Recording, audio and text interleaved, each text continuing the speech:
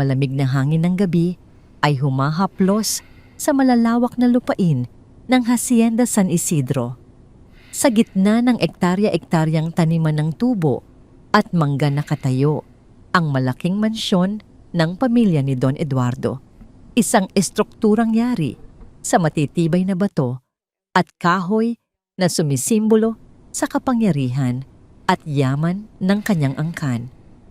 Mula sa labas tanaw, ang maningning na liwanag ng malaking chandelier sa bulwagan at ang banayad na tugtugin mula sa isang lumang plaka ay umaalingaw-ngaw hanggang sa hardin. Nakatayo si Zion sa paananan ng malapad na hagdanang gawa sa marmol. Nakasuot siya ng isang malinis na puting polo na matagal na niyang itinago para lamang sa gabing ito. Bagamat pilit niyang pinlansya ang bawat lukot nito, hindi pa rin maitatago ang pagnipis ng tela mula sa paulit-ulit na paglalaba. Ang kanyang mga kamay na puno ng kalyo mula sa pagkakumpuni ng mga makina at pagbubuhat ng mga sako ng pataba ay mahigpit na nakakuyom. Huminga siya ng malalim pilit pinapakalma ang mabilis na pagtibok ng kanyang puso. Wala siyang dalang ginto, wala siyang dalang titulo.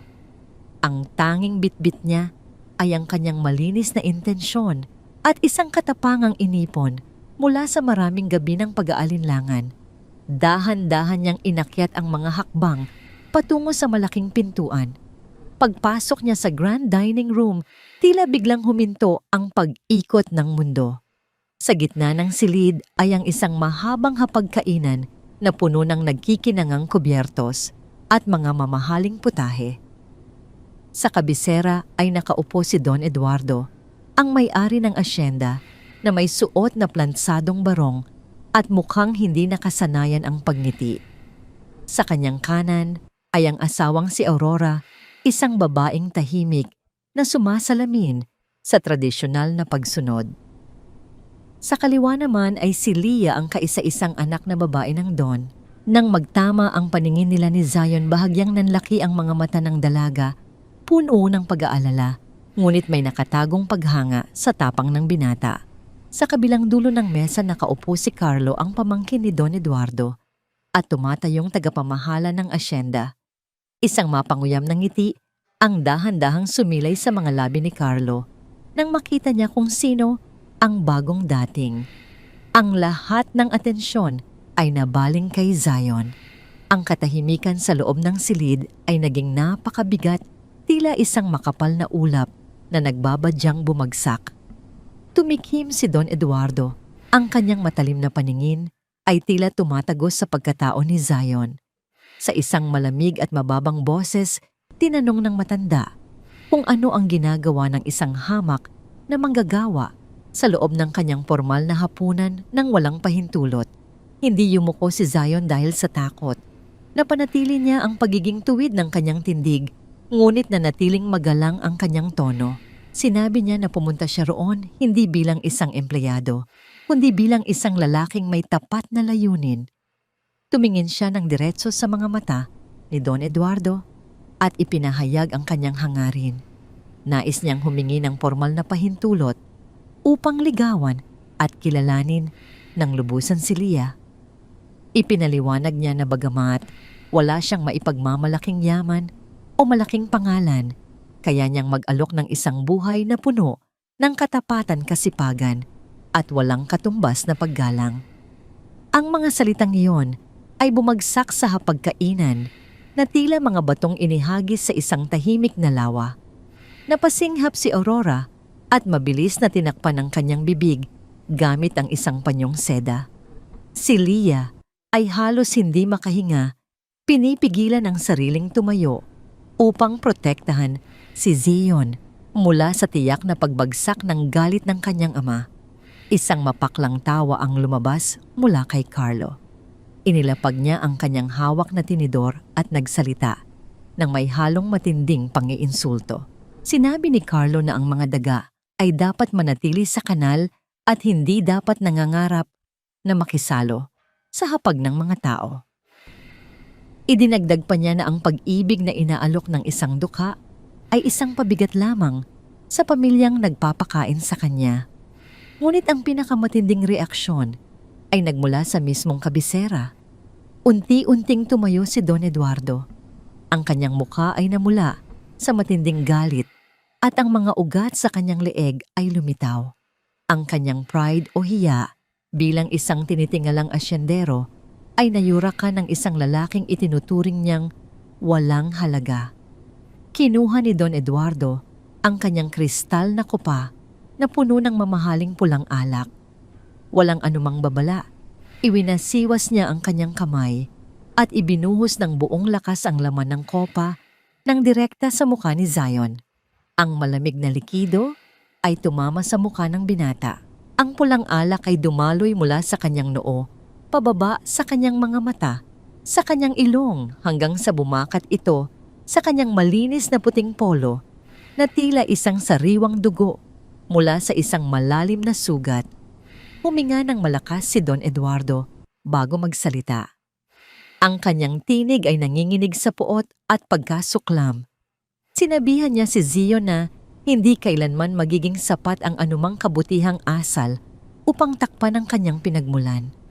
Binigyang diin ng matanda na si Zion ay isang ampon isang hampas lupa na nagpapalimos ng trabaho sa kanilang asyenda. Wala siyang pamilya, wala siyang pangalan, at wala siyang karapatang mangarap na makaantas ang mga nakatataas sa kanya. Ang mga salitang binitawan ni Don Eduardo ay mas matalas pa sa anumang patalim sinadya upang sirain ang buong pagkatao ng binata sa harap ng ibang tao. Pumikit si Zion. Pinigilan niya ang kanyang mga panga na manginig. Pakiramdam niya ay hinihiwa ang kanyang dibdib sa bawat salitang lumalabas sa bibig ng Don. Ngunit mulat sa katotohanan ng anumang marahas na reaksyon ay magpapatunay lamang sa mga paratang nila na natili siyang nakatayo. Hindi siya gumanti ng salita. Ginamit niya ang likod ng kanyang kamay upang punasan ng alak na tumutulos sa kanyang mga mata, subalit na natiling kalmado ang kanyang ekspresyon. Hindi na nakatiis si Leah. Agad siyang tumayo mula sa kanyang silya. Ang kanyang mga mata ay naguunahan sa pagluha.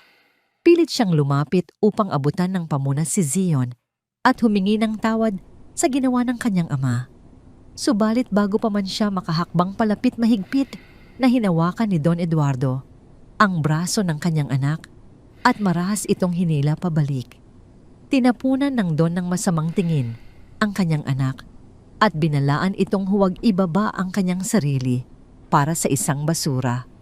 Si Aurora naman ay nanatiling nakaupo na kayuko at walang lakas ng loob na salungatin ng asawa, bagamat nakikita sa kanyang mga mata ang matinding awa para sa binata.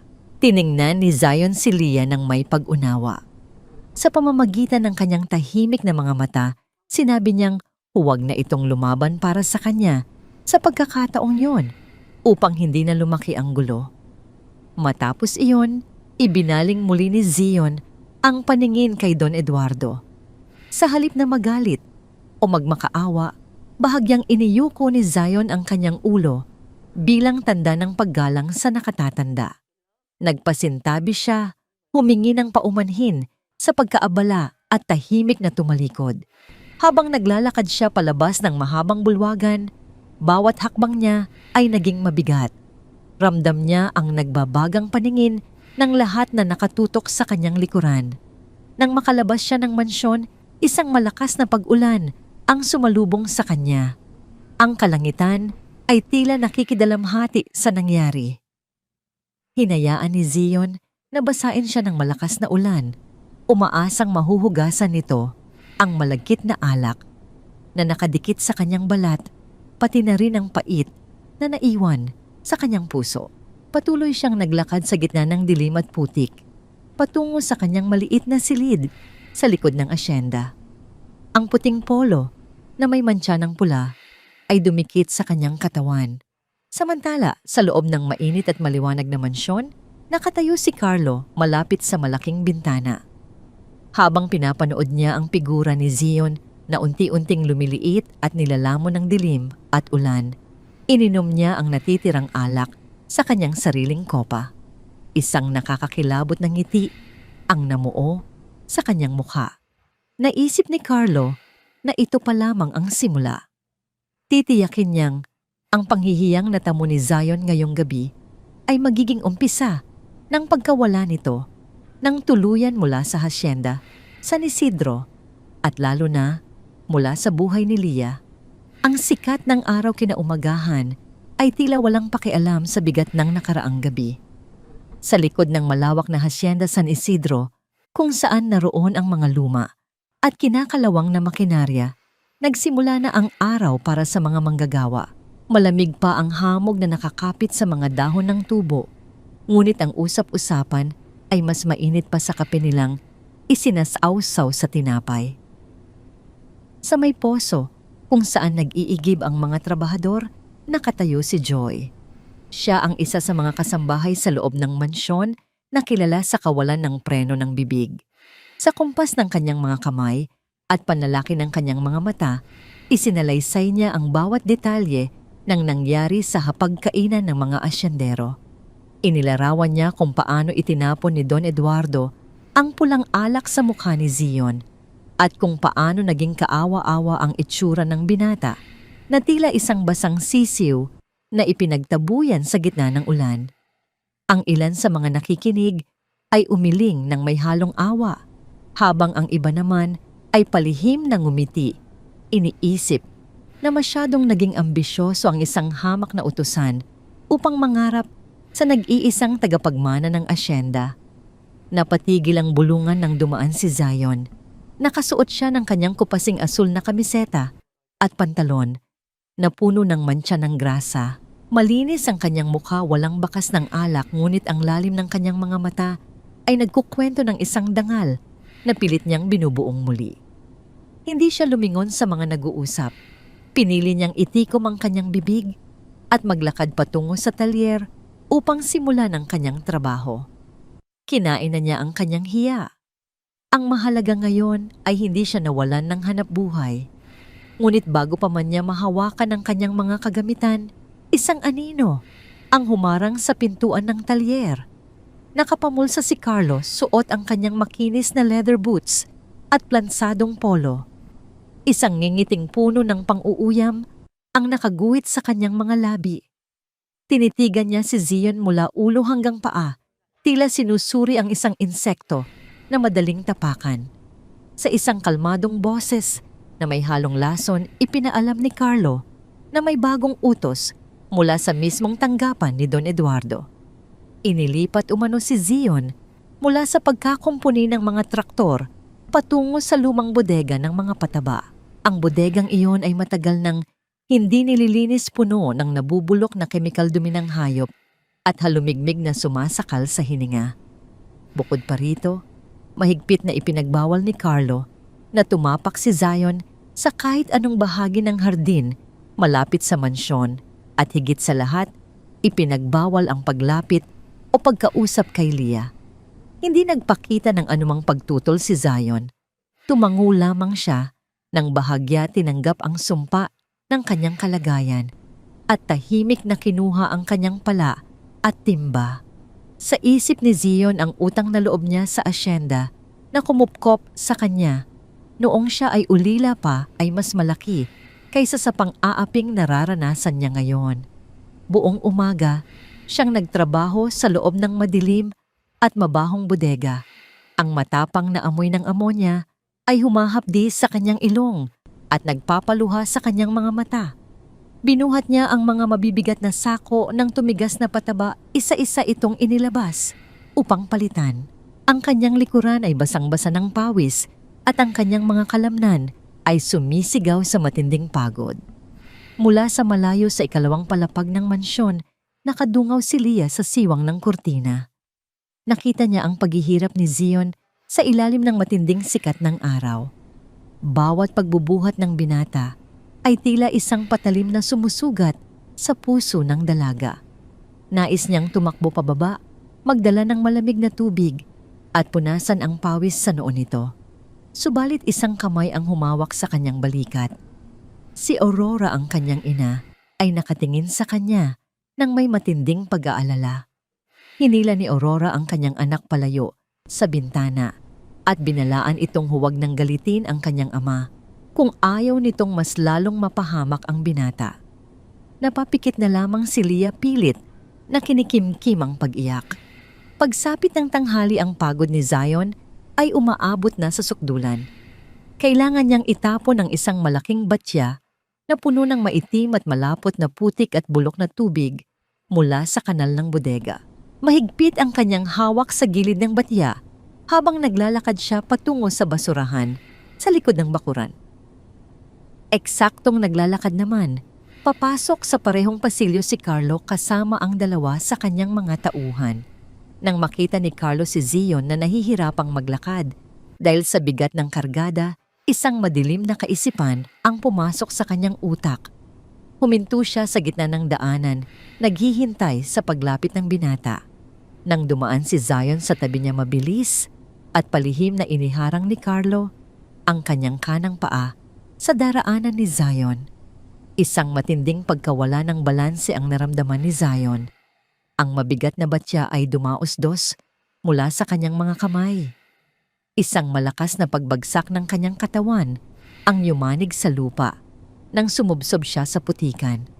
Ang malapot at mabahong tubig mula sa batya ay sumambulat at bumuhos sa buong katawan ni Zion, binasa ang kanyang buhok, mukha at damit. Ang matinding hapdi sa kanyang tuhod at siko na sumadsad sa magaspang na lupa ay nagpangiwis sa kanya. Ngunit mas masakit ang narinig niyang mapang-insultong halakhak mula sa mga kasama ni Carlo. Dahan-dahang idinilat ni Zion ang kanyang mga mata, sinusubukang iahon ang sarili mula sa maruming putik.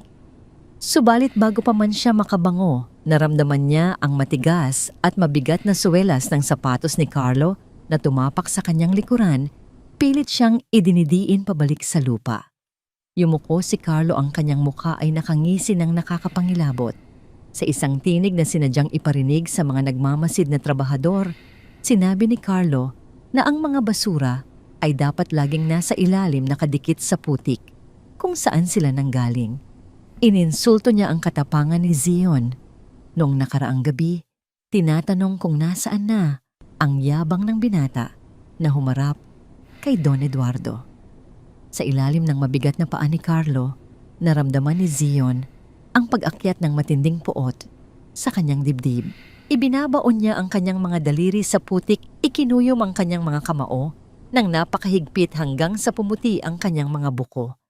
Nais niyang bumangon, opsyong sunggaban ng leeg ng lalaking umaapak sa kanyang pagkatao at bawiin ang kanyang dangal sa pamamagitan ng lakas. Ang bawat hibla ng kanyang kalamnan ay handang sumabog. Ngunit sa likod ng kanyang nag-aapoy na mga mata, naisip niya si Leah. Naisip niya ang banta ni Don Eduardo. Kung lalaban siya ngayon, iyon na ang magiging huling araw niya sa Hacienda San Isidro at bibigyan lamang niya si Carlo ng perpektong dahilan upang ipakulong siya. Huminga siya nang malalim nilunok ang mapait na katotohanan ng kanyang posisyon at piniling huwag gumanti. Bago pa man maipagpatuloy ni Carlo ang kanyang pang-aabuso, isang sasakyan mula sa tarangkahan ang mabilis na pumasok, nagpapataas ng makapal na alikabok sa hangin. Isang tauhan ang tumatakbo, papalapit sa kanila, humihingal at may hawak na isang piraso ng papel. Hinihingal na ibinalita ng tauhan na may agarang tawag mula sa Maynila. Paparating na raw ang pinakahihintay nilang panauhin, si Don Ricardo, isang bilyonaryong negosyante na siyang tanging pag-asa ng asyenda upang makabangon mula sa malaking pagkakabaon sa utang. Ayon sa balita, nauna nang umalis ang convoy nito at darating sa asyenda bago magdilim mas maaga kaysa sa inaasahan nilang schedule. Nagbago ang kulay ng mukha ni Carlo.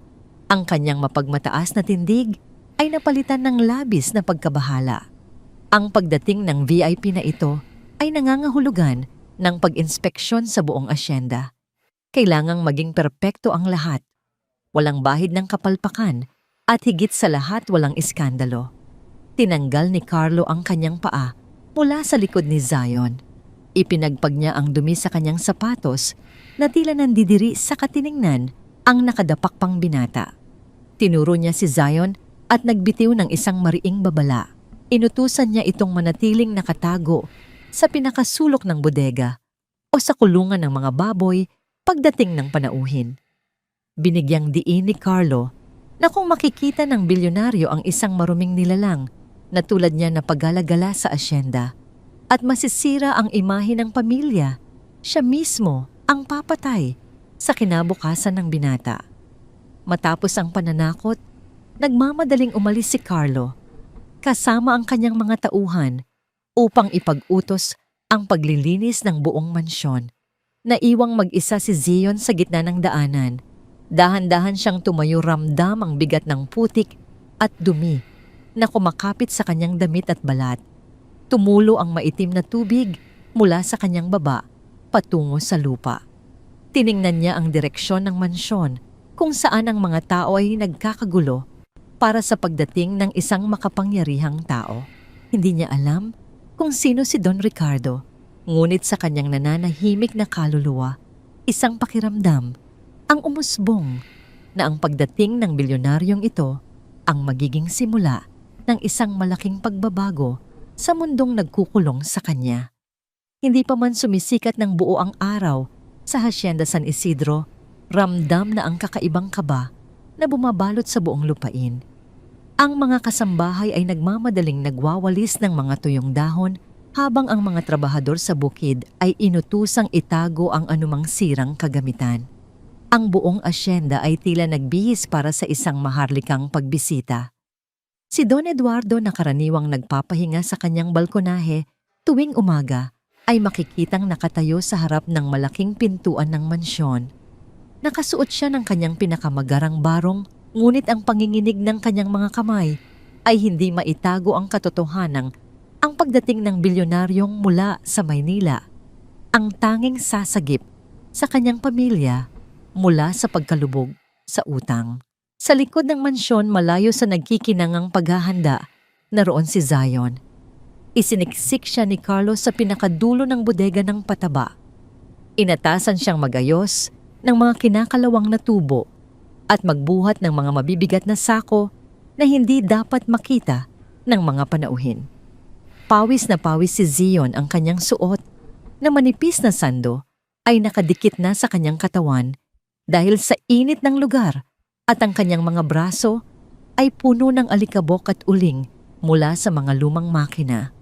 Kahit na ganito ang kanyang kalagayan, tahimik niyang ginagawa ang kanyang trabaho, hindi dahil sa takot kay Carlo, kundi dahil sa matinding pagpupursigi na panatilihin ang kanyang dignidad sa pamamagitan ng marangal na paggawa. Nang tumapat na ang araw sa kalagitnaan ng langit, isang hanay ng mga maiitim at makikintab na sasakyan ang dumaan sa malaking tarangkahan ng asyenda. Ang mga gulong ng mga sasakyan ay marahang gumugulong sa graba, nag-iiwan ng bakas ng kapangyarihan at autoridad. Sa gitna ng convoy ay isang pinalawig na sasakyan. Bumaba ang isang matangkad na lalaki na may kulay pilak na buhok, nakasuot ng isang simpleng ngunit napakamahal na asul na suit. Siya si Don Ricardo, isang bilyonaryo na kilala sa kanyang talim sa negosyo at kalmado ngunit nakakapasong presensya. Walang anumang emosyon sa kanyang mukha habang tinitingnan niya ang lawak ng Hacienda San Isidro. Ang kanyang mga mata ay matalas na sumusuri sa bawat detalye ng lupain na tila naghahanap ng isang bagay na matagal na niyang nawala. Agad na sinalubong siya ni Don Eduardo, nakayuko ng bahagya at nagsimulang magsalita ng mga matatamis na papuri tungkol sa karangalan ng pagbisita nito. Sumunod si Carlos sa likuran, pilit na ipinapakita ang kanyang pinakamagandang ngiti habang inaalalayan ang mga bagahe ng panauhin. Si Leah at Aurora naman ay nakatayo sa isang tabi tahimik at nagmamasid. Bilang bahagi ng pag-iinspeksyon, iginiit ni Don Ricardo na nais niyang makita hindi lamang ang mga magagandang bahagi ng asyenda, kundi pati na rin ang mga lugar kung saan nangyayari ang tunay na trabaho. Pilit mang pigilan ni Carlo, hindi nila maaring tanggihan ang hinihingi ng taong magliligtas sa kanilang yaman.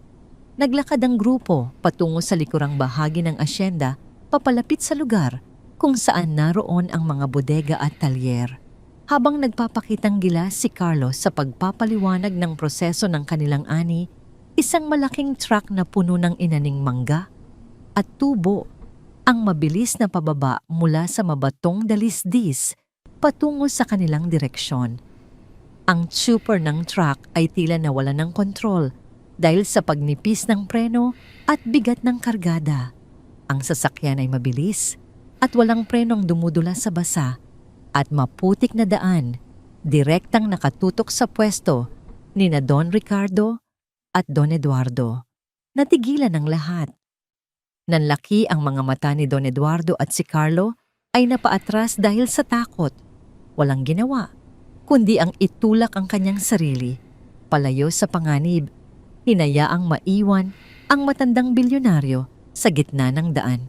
Si Leah ay sumigaw sa sobrang takot, tinatakpan ang kanyang bibig habang pinapanood ang rumaragasang truck. Mula sa madilim na pasilyo ng bodega, nakita ni Zion ang napipintong trahedya.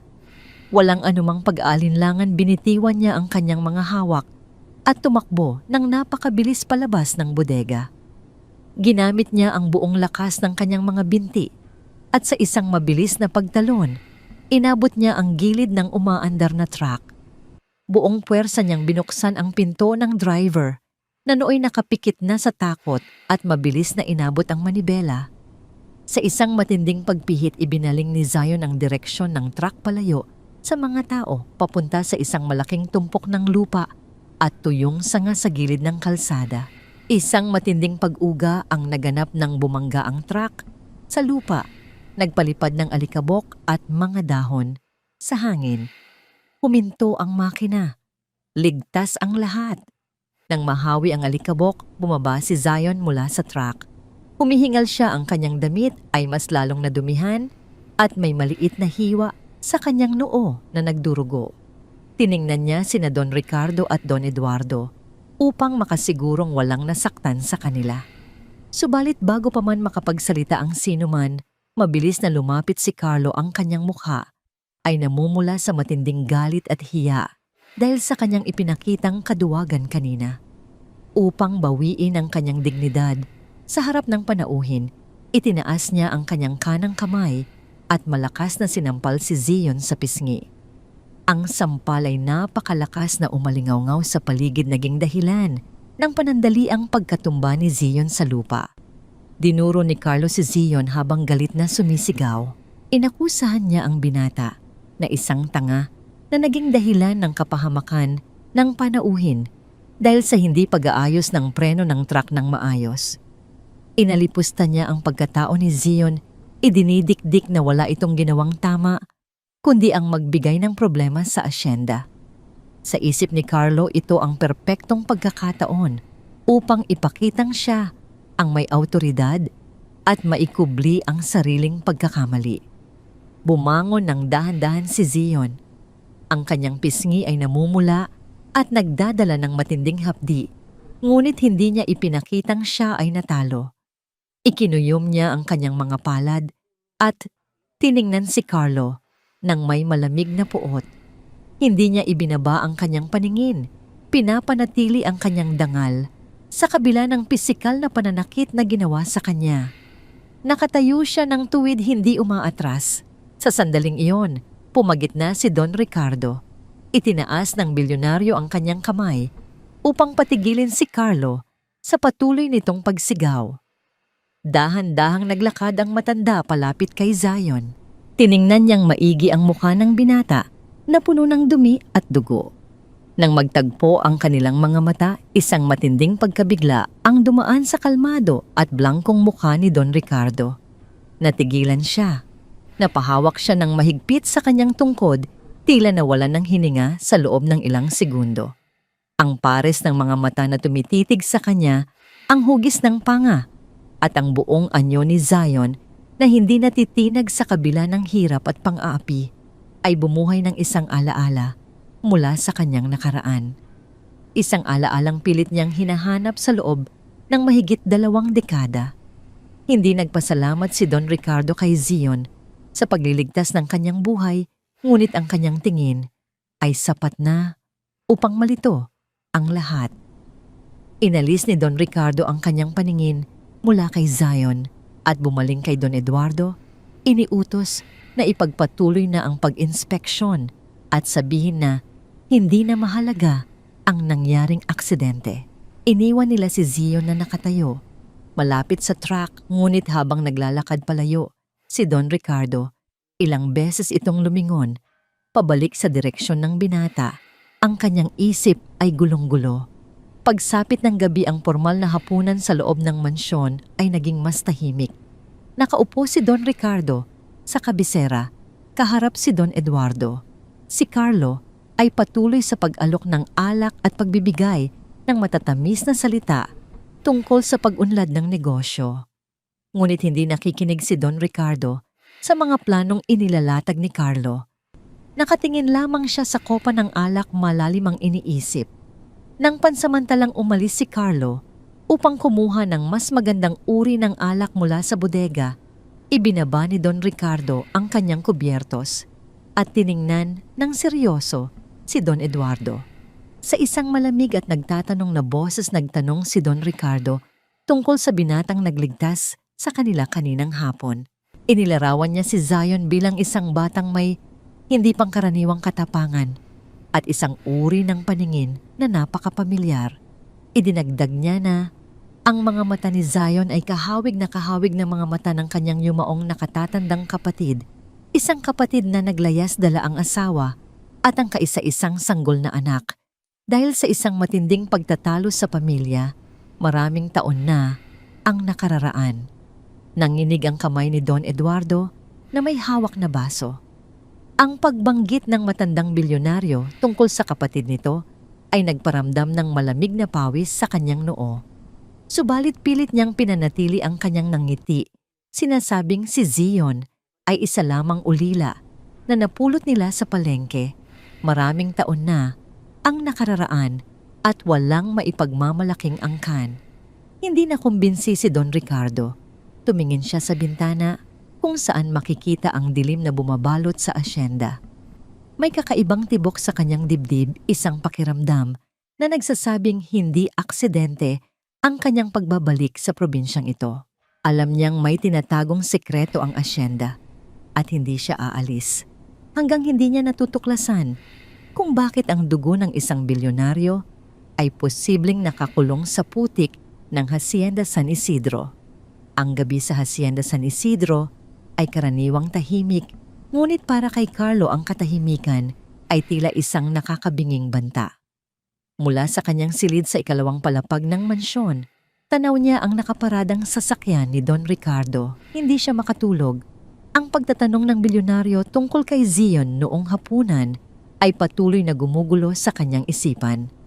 Alam ni Carlo na kung magkakaroon ng interes ang mayamang panauhin sa isang hamak na manggagawa, lalo na sa isang taong kinasusuklaman niya at kaagaw niya kay Leah, posibleng masira ang lahat ng kanyang mga plano para sa asyenda. Kailangan niyang kumilos ng mabilis at walang awang putulin ang anumang ugnayan na maaaring mabuo bago pa man ito magsimula. Kinabukasan, bago pa man sumikat ang araw, palihim na tinawag ni Carlo si Joy sa isang madilim na sulok ng hardin.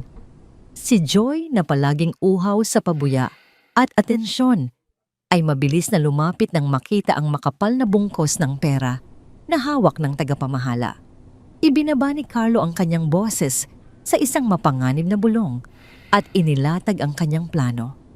Inutusan niya si Joy na pumasok sa silid ni Aurora habang ito ay naliligo, kunin ang pinakamahalagang alahas ng ginang, ang antigong kwintas na gawa sa purong ginto at brilyante na pamana pa ng pamilya, at itago ito sa ilalim ng higaan ni Zion. Nanginig ng bahagya ang mga kamay ni Joy. Alam niyang ang pagnanakaw sa ginang ay may katumbas na matinding parusa. Ngunit nang idikit ni Carlo ang pera sa kanyang palad at bantaan ang kanyang buhay, kung siya ay tatanggi o magsasalita, napilitan siyang sumunod. Pilit niyang kinalma ang kanyang sarili at mabilis na naglakad patungo sa mansyon, dala ang mabigat na misyon ng paninira. Samantala, Abala si Zion sa pagpuputol ng mga tuyong sanga sa kabilang dulo ng asyenda. Wala siyang kamalay-malay na habang pinagpapawisan siya sa marangal na trabaho, isang madilim na anino ang palihim na pumasok sa kanyang maliit na silid. Binuksan ni Joy ang manipis at sira-sirang pinto. Nagmamadaling inangat ang manipis na banig at una ni Zion at ipinasok ang kumikinang na kwintas bago mabilis na tumakas na tila walang nangyari.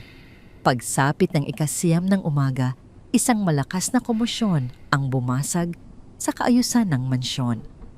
Umiiyak si Aurora habang kausap si Don Eduardo sa sala. Nawawala ang kanyang pinakamamahal na kwintas. Mabilis na kumalat ang balita at ang lahat ng kasambahay ay ipinatawag. Dito nagsimulang umarte si Carlo. Gamit ang kanyang autoridad, inihayag niyang walang sino man ang makakalabas ng asyenda hanggang hindi nahahalungkat ang bawat sulok ng mga silid ng mga manggagawa. Pinangunahan ni Carlo ang paghahanap. Sinadya niyang ipunin ang lahat ng trabahador sa malawak na espasyo sa harap ng mga bodega, kabilang na si Zion. Nakatayo si Zion sa gitna ng init ng araw, nagtataka, ngunit kalmado tiwala na wala siyang ginagawang masama. Nandoon din sina Don Eduardo, Aurora at Leah na bakas ang matinding kaba sa mukha. Maging si Don Ricardo ay lumabas sa balkonahe ng guest house upang panoorin ang kaguluhan. Inutos ni Carlo sa kanyang mga tauhan na halughugin ang mga kwarto. Isa-isa nilang inilabas ang mga kagamitan ng mga manggagawa, ibinubuhos ang mga lumang damit at basag na gamit sa alikabok. Nang dumating ang pagkakataon ng silid ni Zion, si Carlo mismo ang pumasok. Ilang sandali pa lumabas si Carlo na may hawak na isang manipis at maruming unan. Sa harap ng lahat, marahas niyang pinunit ang punda at inihagis ang unan sa paanan ni Zion. Mula sa loob nito, gumulong ang isang makinang na bagay. Tumama ang sikat ng araw sa mga brilyante ng antigong kwintas ni Aurora. Nag-umbukan ng mga tao, nagsimula ang bulungan at ang tingin ng karamihan kay Zion ay biglang napalitan ng pandidiri at galit. Napahawak si Aurora sa kanyang dibdib habang si Don Eduardo ay namula sa matinding puot, nararamdamang tama ang kanyang paghusga sa pagkatao ng binata mula pa noong una. Nanlaki ang mga mata ni Zion. Tiningnan niya ang kwintas sa lupa at mabilis na inangat ang kanyang paningin kay Carlo. Sa isang matatag na boses, iginiit niyang hindi sa kanya ang kwintas na iyon at hindi siya kailanman nagnakaw. Sinabi niyang malinaw na itinanim ang ebidensya upang sirain siya, ngunit hindi siya pinakinggan ni Carlo. Sa halip na sumagot, lumapit ang tagapamahala at malakas na sinikmuraan si Zion. Dahil sa hindi inaasahang atake, napaluhod ang binata, nahihirapang huminga habang hawak ang kanyang tiyan. Bago pa man makabawi si Zion, inutusan ni Carlo ang 2 malalaking gwardya na hawakan ang mga braso ng binata at pilitin itong tumayo nang nakayuko. Lumapit si Don Eduardo. Ang kanyang tinig ay nanginginig sa galit. Sinumbatan niya si Zion, ipinangangalandakan na binigyan na nga nila ito ng tirahan at pagkain. Ngunit tinuklaw pa rin sila nito na parang isang ahas. Tinawag niya itong isang walang utang na loob na kriminal. Umiiyak na sumigaw si Leah. Pilit siyang lumapit upang ipagtanggol si Zion, sumasamo sa kanyang ama na pakinggan muna ang paliwanag ng binata. Alam niyang hindi kayang gawin ni Zion ang ganitong kababawan, ngunit muli, hinarang siya ni Aurora at pinigilan siyang makialam. Habang sa pilitang nakayuko at hawak ng mga gwardya, tiningnan ni Zion si Carlo nang may nag-aapoy na puot sa kanyang mga mata. Binalaan niya si Carlo na ang katotohanan ay lilitaw rin at pananagutan nito ang kanyang ginawang paninira. Bilang ganti sa katapangan ni Zion, dinuraraan ni Carlo ang lupa malapit sa sapatos ng binata. Ipinaalam niya sa buong asyenda na hindi na kailangan ang pulisya para sa isang simpleng kaso ng pagnanakaw. Siya na mismo ang magbibigay ng parusa bilang tagapamahala.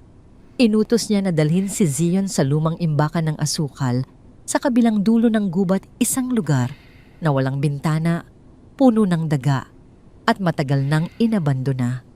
Kinaladkad ng mga gwardya si Zion sa gitna ng mapanghusgang mga mata ng kanyang mga kasamahan.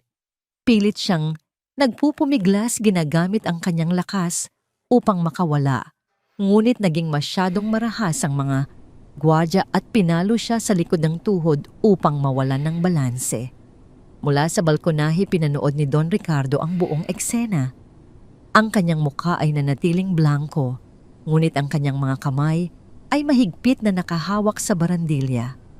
Nakita niya ang paraan ng paglaban ni Zion, ang pagtanggi nitong yumuko sa kabila ng kahihiyan na lalong nagpatibay sa kanyang hinala. Nang makarating sila sa lumang imbakan, marahas na itinulak ng mga gwardya si Zion papasok. Bumagsak siya sa matigas at maalikabok na semento. Bago pa man siya makatayo, malakas na isinara ni Carlo ang makapal na pintong kahoy. Narinig ni Zion ang pagikot ng malaking kandado mula sa labas. Binalot ng matinding kadiliman ang buong paligid. Ang hangin sa loob ay mabigat at amoy-amag.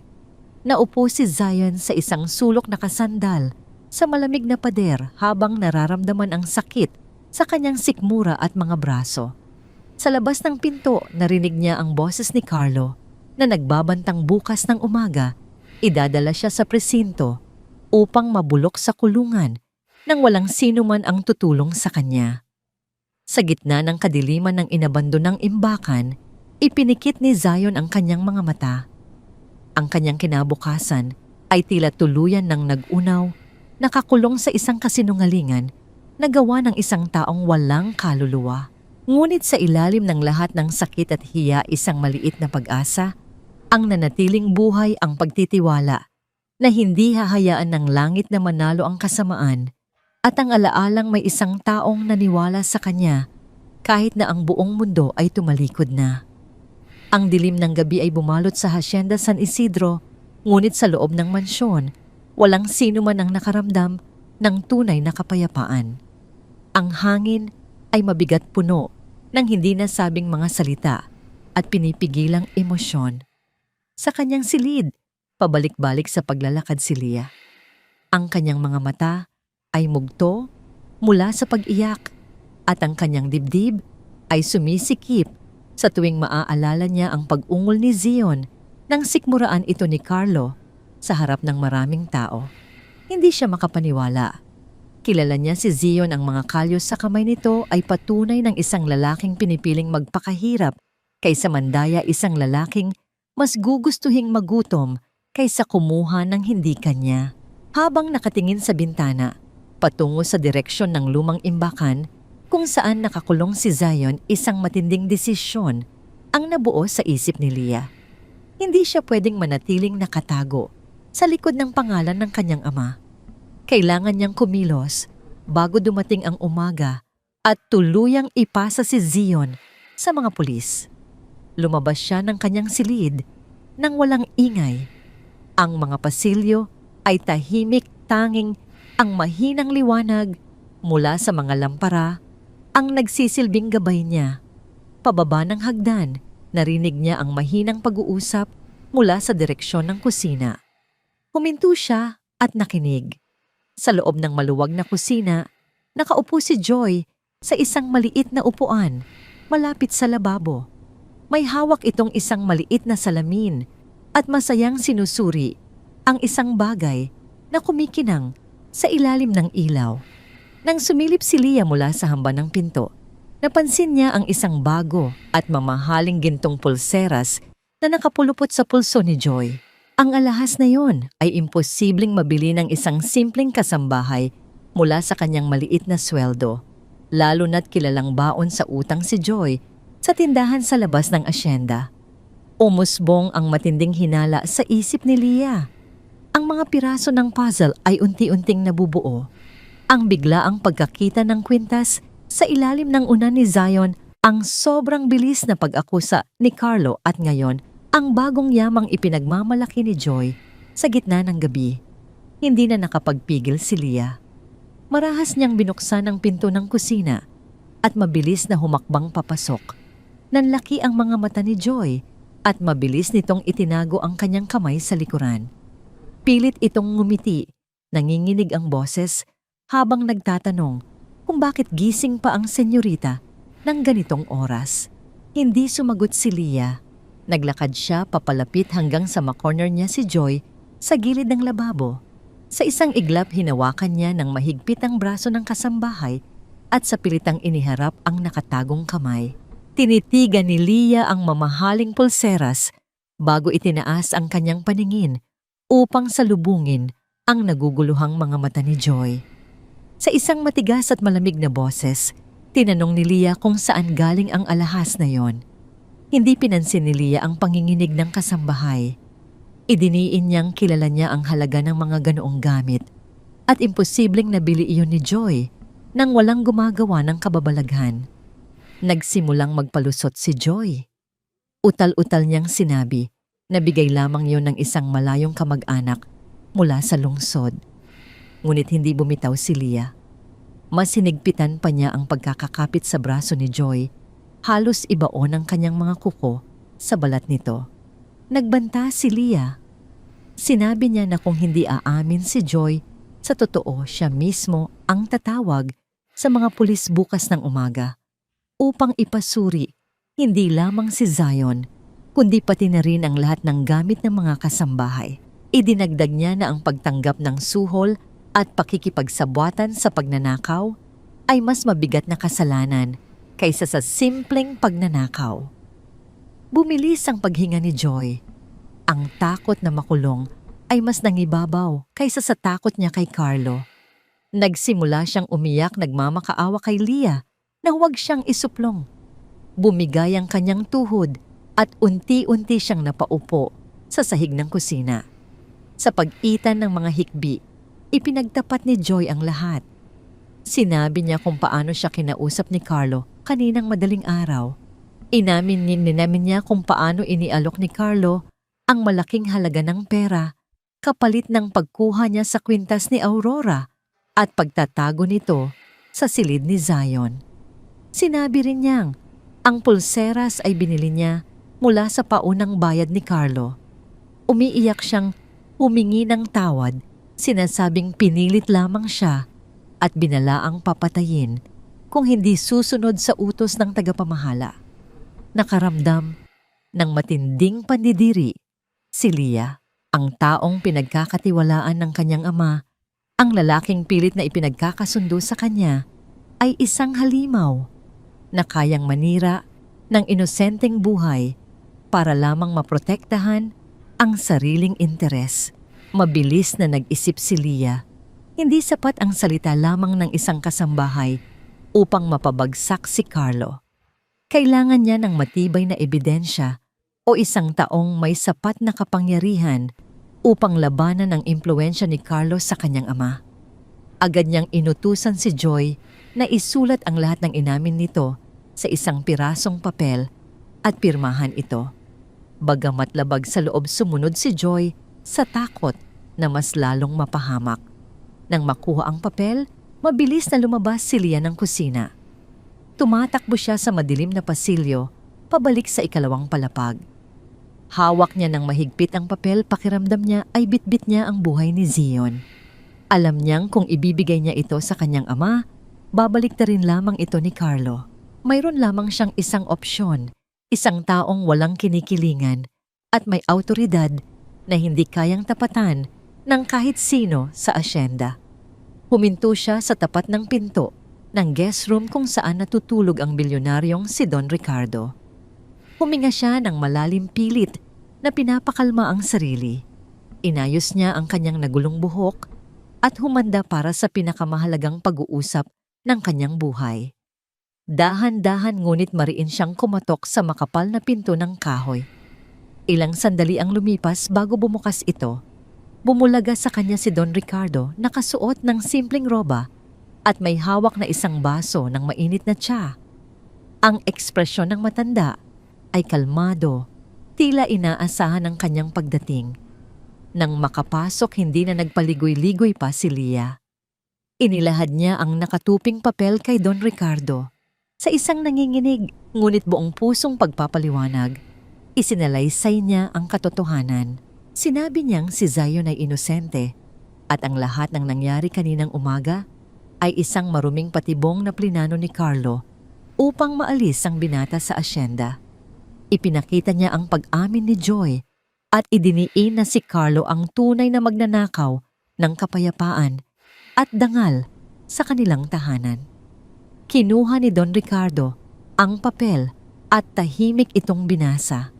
Ang liwanag ng lampara ay nagbigay ng anino sa mga kunot ng kanyang noo.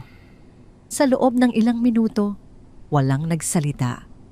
Tanging ang pagtibok lamang ng puso ni Leah ang nangingibabaw sa katahimikan ng silid. Nang matapos basahin, ibinaba ni Don Ricardo ang papel sa maliit na mesa. Tiningnan niya ng diretso si Leah, ang kanyang matatalas na mata ay tila sumusuri sa kaluluwa ng dalaga. Hindi siya nagpakita ng pagkagulat o galit. Sa halip, isang nakakatakot na kalmado ang bumalot sa kanyang presensya. Tinanong ni Don Ricardo kung bakit ganoon na lamang ang pagtatanggol ni Leah sa isang hamak na utusan. Sinagot ito ni Leah nang walang pag-alinlangan.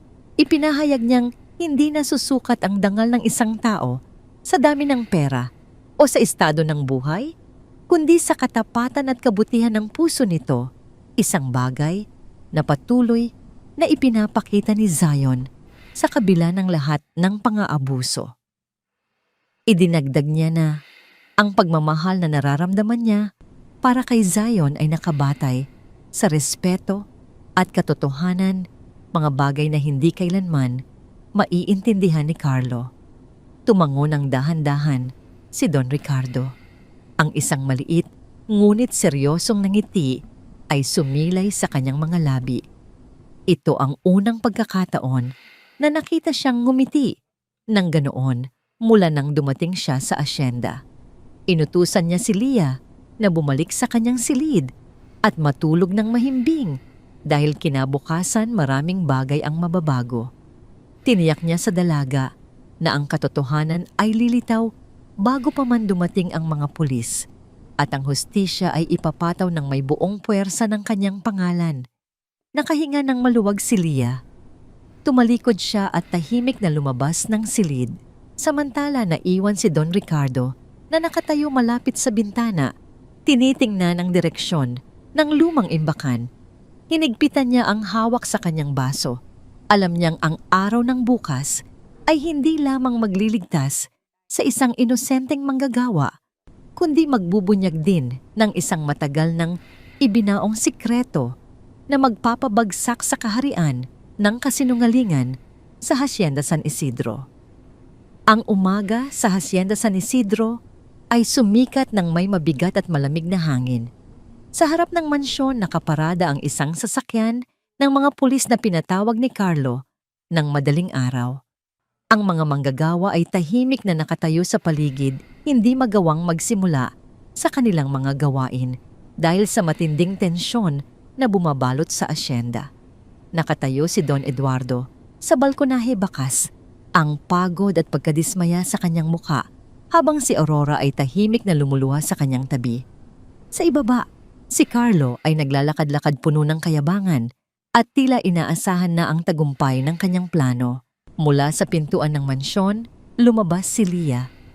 Mabilis siyang bumaba ng hagdan at pumuwesto sa harap ni Carlo. Ang kanyang mga mata ay nag-aapoy sa galit. Sinubukan niyang pigilan ang mga pulis sa pag-usad patungo sa lumang imbakan kung saan nakakulong si Zion. Sa isang matapang na tinig, iginiit niyang huwag muna nilang kunin ang binata dahil mayroon siyang mahalagang sasabihin tungkol sa tunay na nangyari sa kwintas ng kanyang ina. Subalit bago pa man niya mailabas ang papel na hawak niya marahas, na hinawakan ni Carlo ang kanyang braso. Tinawanan siya ni Carlo, sinasabing ang emosyon ng isang babaeng nabubulag ng pag-ibig sa isang kriminal ay hindi maaring maging basehan ng batas. Binalaan ni Carlo si Leah na huwag nang gumawa ng eksena kung ayaw nitong madamay sa kahihiyan ng asyenda. Hinarap ni Carlo si Don Eduardo at hiniling na patigilin ang dalaga upang hindi na makaabala sa trabaho ng mga pulis. Huminga ng malalim si Don Eduardo. Tiningnan niya si Lia ng may matinding pangaral at inutusan itong bumalik sa loob ng bahay.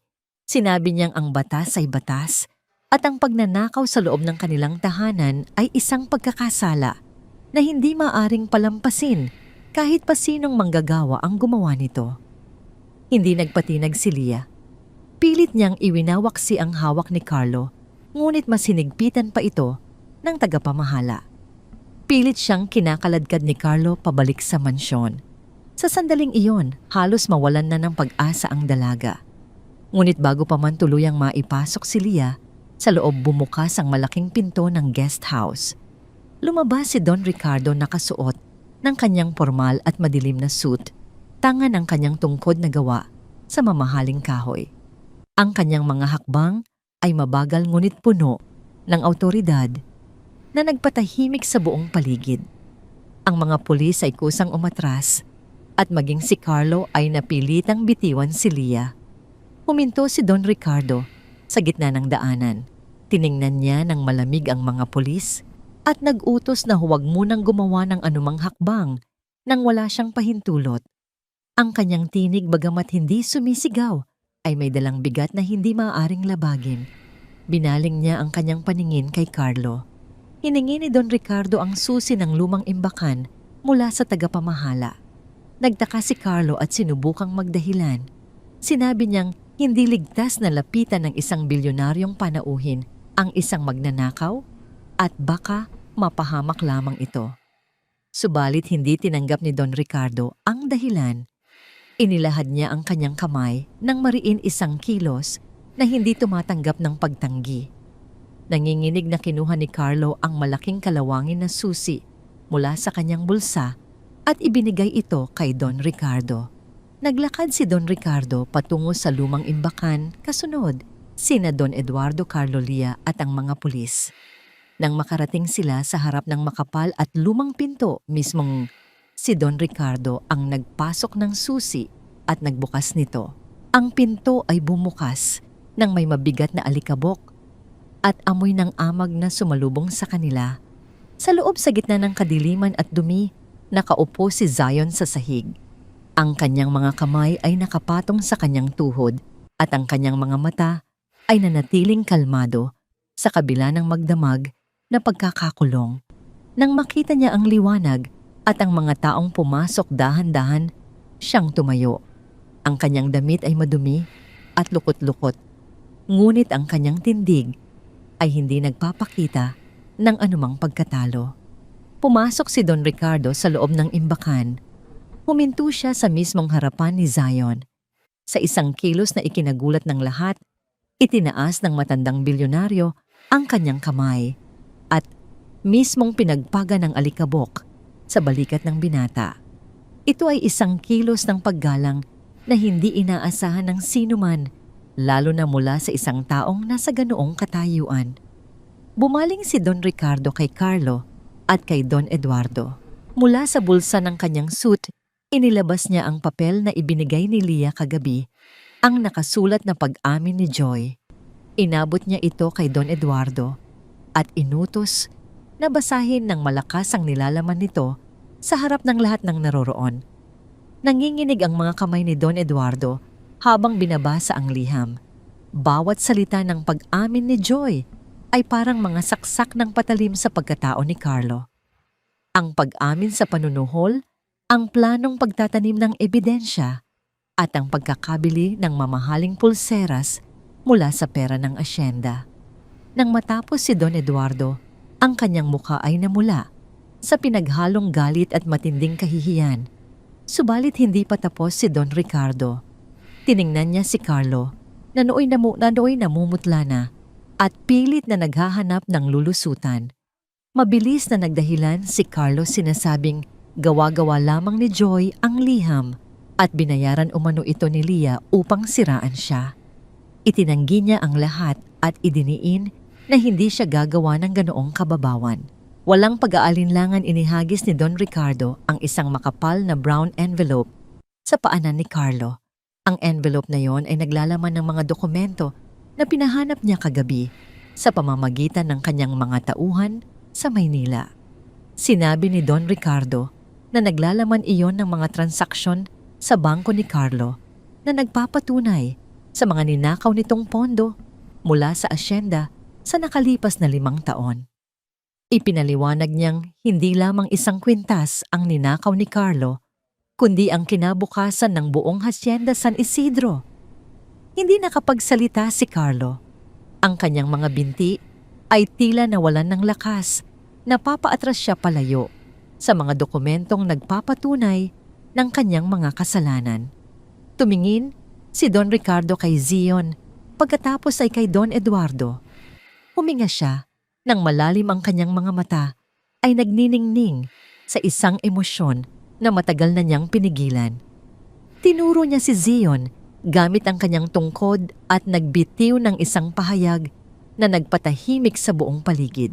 Sa isang matatag at umaalingaw-ngaw na boses, sinabi ni Don Ricardo na ang binatang kanilang kinukulong, inaakusahan at tinatawag na basura ay hindi isang hamak na manggagawa. Ipinahayag niya na ang tunay na pangalan ni Zion ay hindi natatapos sa pagiging ulila. Si Zion ay ang nag-iisang anak ng kanyang yumaong nakatatandang kapatid. Si Zion ang tunay na tagapagmana ng dugo ng kanyang pamilya at ang tanging nagmamay-ari ng kapangyarihan at yaman na mas malaki pa sa buong Hacienda San Isidro. Nabitiwan ni Don Eduardo ang kanyang tungkod. Ang tunog ng pagbagsak nito sa lupa ay nabasag ang katahimikan. Ang asyendero ay napatitig kay Zion, hindi makapaniwala sa narinig. Ang binatang itinuring niyang mababa, inalipusta sa harap ng hapagkainan at tinapon ng alak sa muka ay nagtataglay pala ng dugong mas maharlika kaysa sa kanyang sarili. Si Aurora ay napahawak sa braso ng kanyang asawa upang hindi matumba, habang si Leah ay naiyak sa labis na pagkagulat at kaluwagan. Maging ang mga manggagawa na nasa labas ay napanganga sa revelasyon. Samantala, naiwang nakatayo si Zion sa gitna hindi lubos na maunawaan ang bigat ng mga salita ng bilyonaryo. Tumingin siya kay Don Ricardo, naghihintay ng paliwanag habang ang buong asyenda ay nakasubaybay sa pagbagsak ng mga pader ng kasinungalingan at ang pag-usbong ng isang katotohanang babago sa kanilang lahat. Ang malaking sala ng mansyon ay hindi kailanman naging kasing lamig at kasing bigat ng umagang yon. Nakasara ang lahat ng malalaking pinto at bintana. Tinitiyak na walang sinumang manggagawa mula sa labas ang makakarinig sa pag-uusap na magaganap. Nakaupo si Don Eduardo sa kanyang paboritong silyon, ngunit ang kanyang tindig ay hindi nakatulad ng isang makapangyarihang asyendero. Nakayuko siya nakatitig sa sahig at ang kanyang mga kamay ay mahigpit na nakahawak sa mga braso ng upuan upang itago ang panginginig. Si Aurora ay tahimik na nakaupo sa tabi niya, paminsan-minsang pinupunasan ang kanyang mga luha gamit ang isang panyo. Si Leah naman ay nakatayo malapit sa hagdan. Ang kanyang mga mata ay hindi maalis kay Zion. Nakatayo si Zion sa gitna ng silid. Nakasuot pa rin siya ng maduming damit mula sa lumang imbakan, ngunit sa pagkakataong ito, hindi na siya nakayuko. Kaharap niya si Don Ricardo, ang bilyonaryong nagbukas ng katotohanang yumanig sa kanyang buong pagkatao. Sa gilid ng silid malapit sa pintuan palabas nakatayo si Carlo. Bantay sarado siya ng 2 tauhan ni Don Ricardo. Ang kanyang mukha ay namumutla at pinagpapawisan sa matinding takot.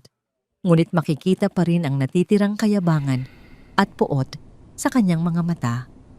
Nagsimulang magsalita si Don Ricardo. Ang kanyang boses ay mababakalmado, ngunit may talim na, tila humihiwa sa bawat kasinungalingan sa loob ng silid. Isinalaysay niya ang isang kwentong matagal nang binaon ng panahon. Inilahad niya na mahigit 20 taon na ang nakararaan bago pa man naging Hacienda San Isidro. Ang malawak na lupaing ito, pag-aari ito ng 2 magkaibigang magsasaka na nangangarap umasenso ang nakatatandang kapatid ni Don Ricardo na si Mateo at isang nooy mahirap na binata na nagngangalang Eduardo. Ayon sa bilyonaryo, si Mateo ang nagbuhos ng kapital, pawis at dugo upang bilhin ang mga unang ektarya ng lupa. Nang magkaroon ng matinding tagtuyot at halos malugi ang maliit nilang sakahan, ibinenta ni Mateo ang kanyang natitirang ari-arian sa Maynila upang isalba si Eduardo mula sa tiyak na pagkakabaon sa utang. Ito ang pinakamalaking utang na loob na hindi kailanman nabayaran. Napatigil sa paghinga si Don Eduardo. Ang pangalan ni Mateo ay isang multo mula sa kanyang nakaraan na matagal na niyang ibinaon sa limot kasabay ng pagyaman niya. Nagpatuloy si Don Ricardo. Sinabi niya na matapos makabangon ng sakahan at magsimulang kumita, nang malaki naging sakim si Eduardo. Gumamit ito ng mga pekeng dokumento at panunuhol sa lokal na pamahalaan upang ariin ng buo. Ang lupain itinataboy si Mateo at ang asawa nitong nagdadalang tao. Dahil sa matinding sama ng loob at kawalan ng laban sa impluwensya ni Eduardo, lumayo si Mateo at hindi na muling nagpakita. Ilang taon ang lumipas na laman ni Don Ricardo na namatay si Mateo sa isang aksidente at ang anak nitong sanggol ay naiwan sa isang ampunan. Isang sanggol na kalaunan ay napadpad pabalik sa mismong asyendang ninakaw mula sa kanyang ama. Tumingin si Don Ricardo kay Zion. Ang kanyang mga mata ay nanlabo dahil sa luhang pilit niyang pinipigilan. Sinabi niya kay Zion na ang lupang kanyang tinatapakan, ang mga makinang kanyang kinukumpuni at ang yaman ng pamilyang umaalipusta sa kanya ay nagmula lahat sa pawis at dugo ng kanyang sariling ama. Pumikit si Zion. Isang matinding kirot ang gumapang sa kanyang dibdib. Sa buong buhay niya naniwala siyang isa lamang siyang basurang pinulot at kinupkop dahil sa awa. Naniwala siyang may malaking utang na loob siya kay Don Eduardo sa pagbibigay sa kanya ng trabaho at tirahan. Ngunit ang totoo, siya ang naging biktima, ang aliping pinagtrabaho sa sarili nitong kaharian. Ang mga pang-iinsulto, ang pagbuhos ng alak sa kanyang mukha at ang pagpapahirap sa kanya sa imbakan ng pataba ay tila naging doble ang sakit dahil ginawa ito ng mismong taong nagnakaw sa kanyang pamilya. Hindi na nakatiis si Carlo sa isang desperadong pagtatangkang isalba ang kanyang sarili at ang asyenda mula sa kamay ng isang hampas lupa. Marahas siyang pumiglas mula sa mga bantay. Lumapit siya ng ilang hakbang at nagsimulang sumigaw.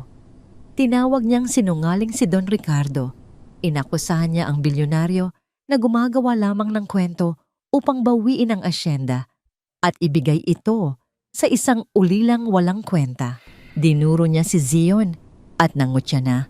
Kahit pabigyan ito ng lahat ng yaman sa mundo, mananatili itong isang mangmang na hindi marunong humawak ng negosyo. Ginamit ni Carlo ang pinakamasasakit na salita. Iniinsulto ang yumaong ama ni Zion. Tinatawag itong isang talunang duwag na tumakbo palayo sa halip na lumaban. Hindi na natapos ni Carlo ang kanyang sasabihin. Sa isang mabilis at hindi inaasahang galaw, humakbang pasulong si Don Ricardo. Binitiwan niya ang kanyang tungkod at gamit ang kanyang kanang kamay, buong lakas at puot niyang sinampal si Carlo sa mukha. Ang lakas ng dampi ng palad ng bilyonaryo sa pisngi ng tagapamahala ay nagpabagsak kay Carlo sa sahig. Tumama ang gilid ng labi ni Carlo sa matigas na marmol, agad na nagdugo. Natahimik ang buong sala. Maging sina Lia at Aurora ay napasinghap sa gulat. Tiningnan ni Don Ricardo ang nakadapak na si Carlo nang may matinding pandidiri.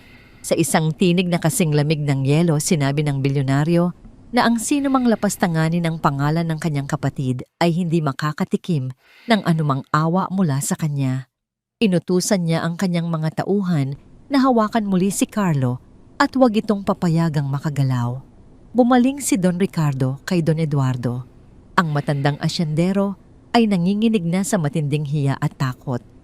Ang kanyang dangal, ang kanyang hiya sa lipunan ay tuluyan ng nawasak. Ang kanyang mga kasalanan mula sa nakaraan ay sumingil na Nagbigay ng isang pinal na utos si Don Ricardo. Sinabi niya kay Don Eduardo na mayroon lamang itong dalawang pagpipilian. Una, maaari niyang ilabas ang lahat ng orihinal na dokumento, bawiin ang kanyang mga pamumuhunan at ipasara ang buong Hacienda San Isidro kasama ang pagpapakulong kay Carlo dahil sa pagnanakaw ng pondo.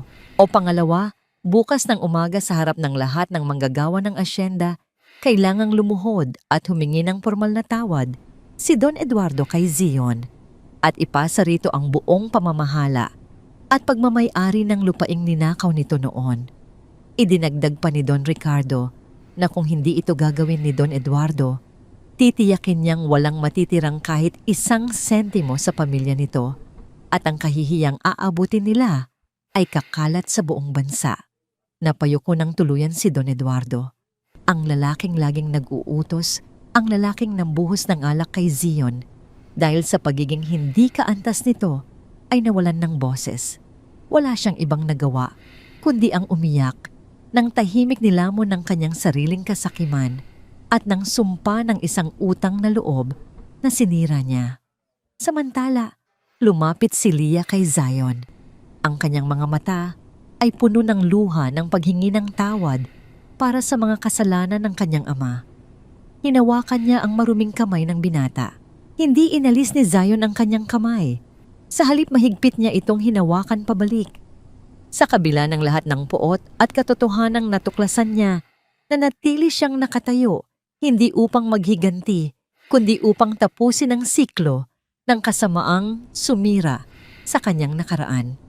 Ang gabi ay lumalim sa Hacienda San Isidro, dala ang isang nakabibinging katahimikan na mas nakakatakot kaysa sa anumang ingay. Sa loob ng mansyon, tila walang gumagalaw. Si Don Eduardo ay nakakulong sa kanyang silid, tumatangging kumain o makipag-usap nilalamon ng kahihiyan at ng bigat ng kanyang nakaraan. Si Aurora ay nanatili sa labas ng pinto, umiiyak at nagmamakaawang papasukin siya ng asawa. Si Leah naman, matapos mapakalma ang ina, ay nagpasya na lumabas sa balkonahe upang pagmasdan ang mga bituin at pag-isipan ang mabilis na pagbabago ng kanilang mga buhay. Samantala, sa isang maliit na silid sa ilalim ng mansyon na dating nagsisilbing kulungan para sa mga pasaway na manggagawa, nakatali si Carlos sa isang upuan. Ang kanyang muka ay maga at may sugat mula sa sampal ni Don Ricardo. Ngunit ang sakit ng kanyang pisikal na katawan ay hindi maikukumpara sa nag-aalab na puot at desperasyon sa loob ng kanyang dibdib. Habang nakaupo siya sa dilim, pinapakinggan ang pagtiktak ng orasan. Alam niyang ang umaga ay magiging katapusan ng lahat ng kanyang mga ambisyon. Ang imahe niya na magiging tagapagmana ng asyenda, ang plano niyang makuha si Leah, at ang lahat ng yaman ng pamilya, lahat ng yon ay naglaho na parang bula. Ngunit hindi isang duwag si Carlo. Kung babagsak siya, sisiguraduhin niyang may madadamay siyang iba. Kung hindi niya makukuha ang asyenda, sisiguraduhin niyang walang sino man ang makikinabang dito, lalo na ang isang hamak na utusan na si Zion. Bandang hating gabi nang ang lahat ay tulog na nakita ni Carlo ang kanyang pagkakataon. Ang isa sa mga bantay ni Don Ricardo ay nakatulog sa kanyang pwesto. Gamit ang isang maliit na piraso ng basag na bote na natagpuan niya sa sahig buong tiyaga at dahan-dahan niyang ginupit ang lubid na nakatali sa kanyang mga kamay. Matapos ang halos 1 oras ng tahimik na pagpupunyagi, naputol niya ang tali. Nanginginig ang kanyang mga kamay, ngunit puno ng determinasyon ang kanyang mga mata. Dahan-dahan siyang tumayo naglakad nang walang ingay at kinuha ang susi mula sa bulsa ng natutulog na bantay. Palihim siyang lumabas ng silid. Ang kanyang layunin ay hindi ang tumakas. Alam niyang hahanapin at hahanapin pa rin siya ni Don Ricardo. Ang kanyang layunin ay mas masahol pa. Ang kanyang patutunguhan ay ang lumang opisina sa likod ng mansyon, ang lugar kung saan nakatago ang lahat ng mahahalagang dokumento ng asyenda, ang mga titulo ng lupa mga talaan ng utang at higit sa lahat, ang mga lumang kasunduan na maaaring magpatunay sa pagmamay-ari ng ama ni Zion. Nang makarating sa opisina, maingat niyang binuksan ang pinto. Binalot siya ng amoy ng lumang papel at alikabok. Kumuha siya ng isang lighter mula sa kanyang bulsa at isang lata ng gasolina na nakatago sa ilalim ng mesa. Plano niyang sunugin ang buong opisina, sirain ang lahat ng ebidensya at hayaang magkagulo ang lahat sa umaga.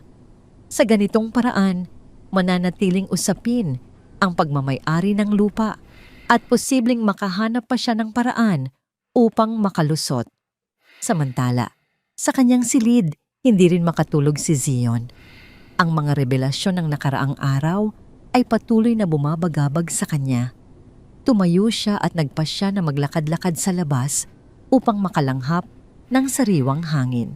Habang naglalakad siya sa madilim na hardin, napansin niya ang isang maliit na liwanag na nagmumula sa bintana ng lumang opisina. Alam niyang walang sino man ang dapat na naroon sa ganitong oras ng gabi. Dala ng masamang kutob, dahan-dahan siyang lumapit. Nang sumilip siya sa bintana, nanlaki ang kanyang mga mata. Nakita niya si Carlo sa loob, hawak ang isang lata ng gasolina at binubuhusan ng mga lumang dokumento. Walang pag-aalinlangan sinipa ni Zion ang pinto ng opisina. Ang malakas na pagbagsak ng pinto ay yumanig sa buong silid na ikinagulat ni Carlo. Nagtagpo ang kanilang mga mata, ang mata ng taong desperado at handang manira at ang mata ng taong handang ipagtanggol ang katotohanan. Nagngalit ang mga ngipin ni Carlo. Mula sa kanyang galit, inihagis niya ang lata ng gasolina kay Zion. Mabilis na umiwas si Zion at tumama ang lata sa pader. Nagkalat ang amoy ng chemical sa hangin. Pagkatapos kinuha ni Carlo ang isang mabigat na glass ashtray mula sa mesa at mabilis na tumakbo palapit intensyon na basagin ang ulo ni Zion. Naging mabilis ang mga pangyayari. Sinalag ni Zion ang atake gamit ang kanyang braso at ramdam niya ang matinding sakit nang tamaan siya ng matigas na bagay. Nagpagulong-gulong sila sa sahig sa gitna ng mga nagkalat na papel at libro. Mas malaki si Zion, ngunit si Carlo ay puno ng galit na nagbibigay sa kanya ng hindi pangkaraniwang lakas. Sinuntok ni Zion si Carlo sa tiyan na nagpabagsak dito. Ngunit mabilis na nakabawi si Carlo at sinipa ang tuhod ni Zion. Sa gitna ng kanilang paglalaban, napansin ni Carlo ang lighter na nahulog malapit sa isang tumpok ng mga papel na basa ng gasolina. Gumapang siya papalapit dito. Nang makita ni Zion ang intensyon ni Carlo, mas lalo siyang nag-alala. Hindi lamang buhay niya ang nakataya, kundi ang buong kasaysayan ng kanyang pamilya. Gamit ang buong lakas, tumalon siya at sinunggaban si Carlo bago pa man nito maabot ang lighter. Napunta sa ibabaw ni Zion si Carlo. Itinaas niya ang kanyang kamao, handa nang tapusin ang laban sa pamamagitan ng isang malakas na suntok sa mukha ng lalaking sumira sa kanyang buhay. Ang mga ugat sa kanyang braso ay lumitaw at ang kanyang hininga ay mabigat. Nakita niya ang takot sa mga mata ni Carlo, ang takot ng isang taong tuluyan ng natalo. Ngunit bago pa man bumagsak ang kamao ni Zion isang imahe, ang biglang pumasok sa kanyang isipan, ang imahe ni Leah na umiiyak, ang imahe ng kanyang sariling ama na umalis dahil sa puot. Kung susuntukin niya si Carlo, magiging katulad lamang siya ng mga taong umapi sa kanya. Hindi siya bababa sa kanilang antas. Dahan-dahan niyang ibinaba ang kanyang kamay. Sa halip na suntukin, hinawakan niya ng mahigpit ang balikat ni Carlo at idiniin ito sa sahig. Ang kanyang mga mata ay puno ng nag-aapoy na determinasyon, ngunit walang bahid ng paghihiganti.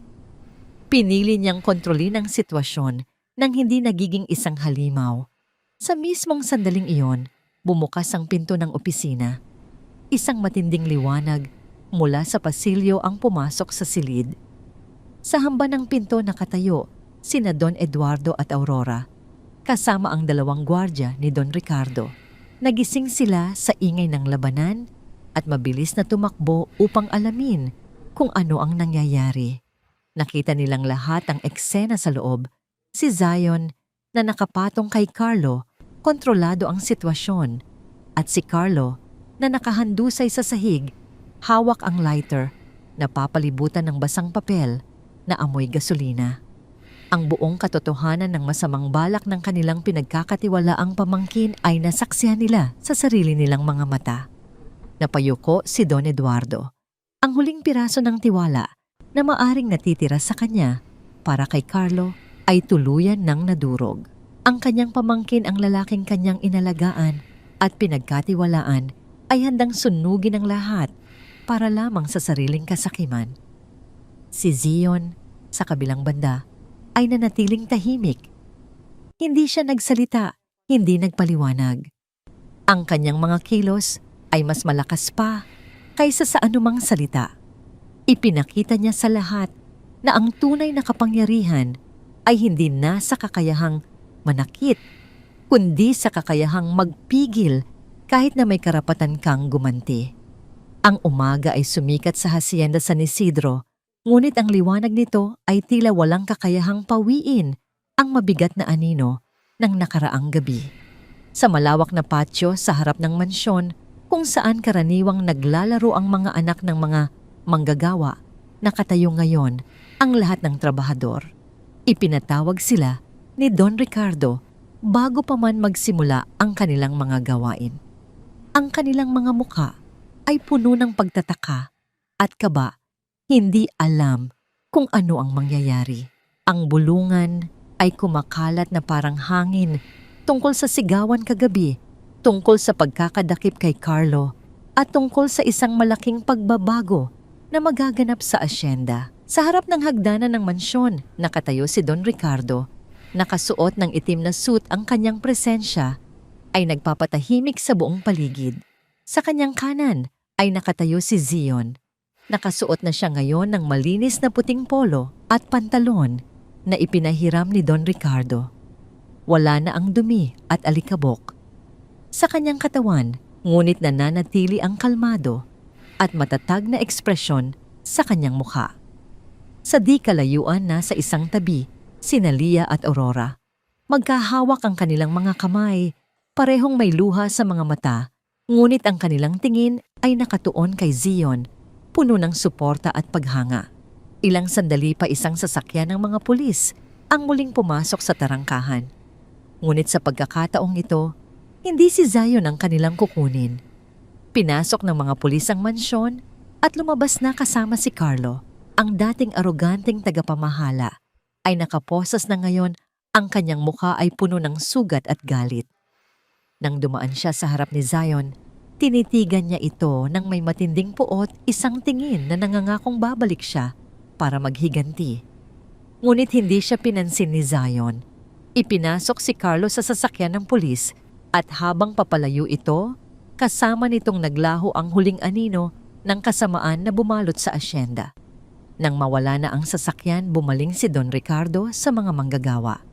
Ipinaliwanag niya ng maikli ang lahat ng nangyari, ang pagnanakaw ng pondo ni Carlo at ang pagtatangka nitong sirain ang asyenda. Tiniyak niya sa lahat na magkakaroon ng hustisya. Pagkatapos, humarap siya sa malaking pinto ng mansyon. Mula sa dilim ng pasilyo, dahan-dahang lumabas si Don Eduardo. Ang kanyang mga hakbang ay mabagal at mabigat. Tila bawat pag-angat ng kanyang paa ay isang napakalaking pasanin. Wala na ang dati niyang tindig na puno ng awtoridad. Nakayuko ang kanyang ulo at ang kanyang mga balikat ay tila binagsakan ng langit at lupa. Ang kanyang mukha ay kulubot sa pagod at kalungkutan. At ang kanyang mga mata ay mugto mula sa magdamag na hindi pagtulog. Huminto siya sa pinakamataas na bahagi ng hagdan. Sa ilalim niya ay ang daan-daang manggagawa na sa buong buhay niya ay itinuring niyang mas mababa sa kanya. Ang mga taong kanyang sinisigawan, inuutusan at minsan ay inaapi. Ang mga taong nakasaksi sa kanyang kayabangan at kapangyarihan. At sa harap nilang lahat, kailangan niyang gawin ang isang bagay na hindi niya kailanman inakalang gagawin niya sa buong buhay niya ang lunukin ng kanyang pride, ang kanyang hiya. Tiningnan niya si Zion, ang binatang kanyang inalipusta, ang binatang kanyang binuhusan ng alak at itinuring na basura ngayon ay nakatayo sa tabi ng isang bilyonaryo, tahimik na naghihintay sa kanyang pagyuko. Naramdaman ni Don Eduardo ang matinding kirot sa kanyang dibdib. Ito ang kabayaran sa kanyang mga kasalanan. Ang pagpapakumbaba sa harap ng taong kanyang sinaktan ay mas masakit pa kaysa sa anumang parusang pisikal. Dahan-dahan bumaba si Don Eduardo sa hagdanan. Bawat hakbang ay isang laban sa kanyang sarili. Bawat pagbaba ay isang pagtanggal sa korona ng kanyang kayabangan. Nang makarating siya sa paanan ng hagdan, huminto siya sa mismong harapan ni Zion. Ang lahat ng tao ay napatahimik. Tanging ang ihip lamang ng hangin at ang tunog ng mga dahon ang maririnig. Ang mga manggagawa ay hindi makapaniwala sa kanilang nasasaksihan. Ang kanilang amo ang kinatatakutan nilang asyendero ay nakatayo sa harap ng isang kapwa nila manggagawa handang magpakumbaba. Nanginginig ang mga labi ni Don Eduardo. Pilit niyang hinahanap ang mga salita, ngunit tila nawala ang kanyang boses. Ilang beses siyang lumunok pinipigilan ang luhang nagbabadyang tumulo. Sa wakas, inangat niya ng bahagya ang kanyang ulo upang salubungin ang mga mata ni Zion. Sa isang tinig na basag at puno ng pagsisisi nagsalita si Don Eduardo. Humingi siya ng tawad kay Zion. Hindi ito isang simpleng paghingi ng paumanhin. Inamin niya ang lahat ng kanyang mga pagkakamali sa harap ng lahat. Inamin niya ang kanyang pagiging sakim, ang kanyang pagiging mapagmataas, at ang kanyang kawalang katarungan. Inamin niyang nabulag siya sa yaman at kapangyarihan at nakalimutan niya ang kahulugan ng utang na loob at pagiging tao. Habang nagsasalita, unti-unting tumulo ang mga luha mula sa kanyang mga mata. Ito ay mga luha ng isang matandang lalaki na sa huling yugto ng kanyang buhay ay napagtantong mali ang lahat ng kanyang pinanindigan. Ang kanyang hiya ay hindi na lamang tungkol sa kahihiyan sa harap ng ibang tao, kundi isang malalim na kahihiyan sa kanyang sarili. Pagkatapos niyang magsalita sa isang kilos na ikinagulat ng lahat, dahan-dahan niyang iniluhod ang kanyang mga tuhod sa lupa. Ang dating makapangyarihang Don Eduardo ay lumuhod sa harap ni Zion. Hindi ito inaasahan ni Zion. Mabilis siyang kumilos. Bago pa man tuluyang lumapat ang mga tuhod ng matanda sa lupa, hinawakan niya ito sa magkabilang braso at pilit na itinayo. Tinitigan ni Zion si Don Eduardo. Ang kanyang mga mata ay hindi nagpapakita ng pagtatagumpay o pagmamalaki. Sa halip puno ito ng awa at pag-unawa. Naramdaman niya ang bigat ng pagsisisi ng matanda. Naramdaman niya ang sakit ng isang taong nawasak ang buong pagkatao. Ang lahat ng mata ngayon ay nakatuon kay Zion. Nasa kanyang mga kamay ang kapangyarihan upang tuluyang wasakin si Don Eduardo. Maaari niya itong hayaang lumuhod at ipahiya ng husto. Maaari niyang bawiin ang lahat at ipagtabuyan ang pamilya nito palayo sa asyenda. Ang kanyang desisyon ang magtatakda ng huling kabanata ng kanilang mga buhay. Ngunit si Zion ay hindi si Don Eduardo. Ang kanyang puso ay hindi puno ng puot. Inangat niya ang kanyang kamay at marahang tinapik ang balikat ng matanda. Isang simpleng kilos na nagsasabing, sapat na, ang lahat ay naghihintay. Ano ang magiging kapalaran ng Hacienda San Isidro? Ano ang huling hatol ng binatang inapi na ngayon ay may hawak ng lahat ng kapangyarihan? Ang sagot ni Zion ang magdidikta kung ang siklo ng sakit at paghihiganti ay magpapatuloy o kung isang bagong simula ang magbubukas para sa lahat. Ang araw ay tumaas sa kalangitan, ang liwanag nito ay tila naghuhugas sa mga anino ng nakaraan. Ang lahat ng manggagawa ay nanatiling tahimik, ang kanilang mga mata ay nakatuon kay Zion, naghihintay sa kanyang huling hatol.